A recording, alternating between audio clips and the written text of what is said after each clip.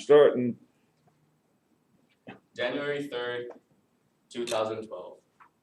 The phrase, "there is no cure," was stuck in my heart and in the heart of my family forever.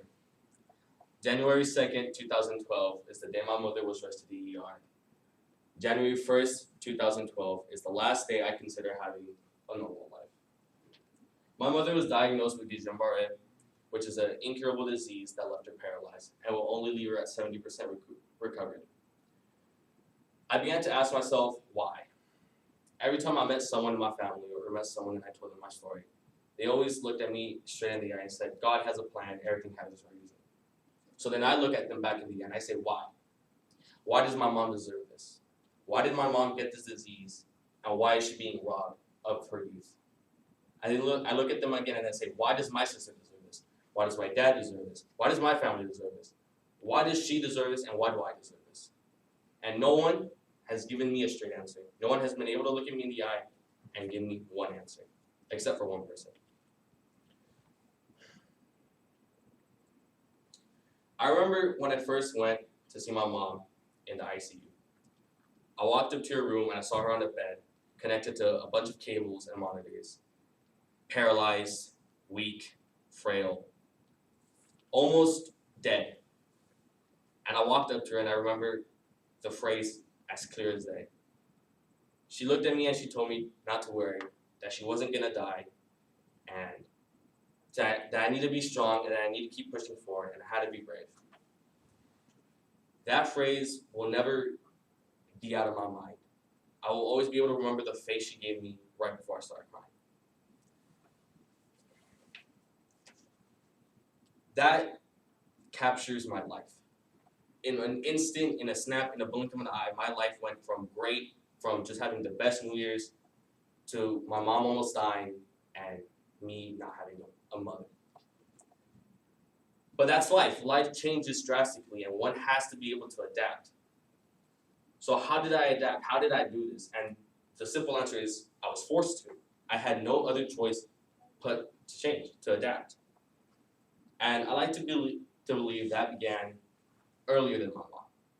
In 2009, June 23rd, my little sister was born. And Christmas before that, I was begging Santa for a sibling. And did he give me a sibling? Yes. But did he give me what I expected? No. He gave me a sibling that was unique, that was special. My sister was diagnosed with Down syndrome on birth. So that required a brother that needed extreme patience and extreme compassion, something I wasn't at the time. So once again, I was forced to adapt. I was forced to overcome this and become the brother my little sister needed. Fast forward back to 2012, my mom was given the okay release to come back in an electric wheelchair around late 2012, mid 2012. The whole house was rearranged to fit her needs, and I had to change it once again. I had to learn to listen for the tiniest yelp of help, for the tiniest crash. I had to be 10 times more aware. But most importantly, I had to be aware of my mom coming at Mach 5 in her wheelchair and jump out the way before my toes get dismembered from my body. And that wheelchair was like 200 pounds, and it was fast. So if you weren't on your toes, you lose your toes. And then I thought my life was gonna plateau. I thought there was gonna be no more changes. But the thing about life is life will always throw something at you. Life is never standing still. Life doesn't wait for no one. It's not gonna wait for me. It's not gonna wait for you. It doesn't wait for whoever, for whatever. So I thought when I was in middle school and high school, when I was thriving, when I was doing great in school, I was doing all my AP tests, I was passing, had great grades, I was having a blast. I thought that my life was becoming better. I thought it was going to be at a plateau. And then, everybody in here has experienced this. College applications, college essays.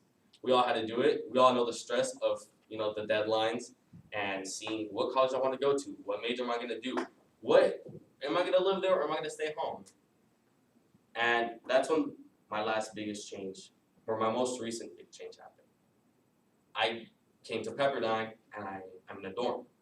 I'm living all by myself after having to be a caretaker for my mother, being almost a mentor, a teacher, and a brother to my sister, being almost the man of the house because my dad is the only one working, and being the only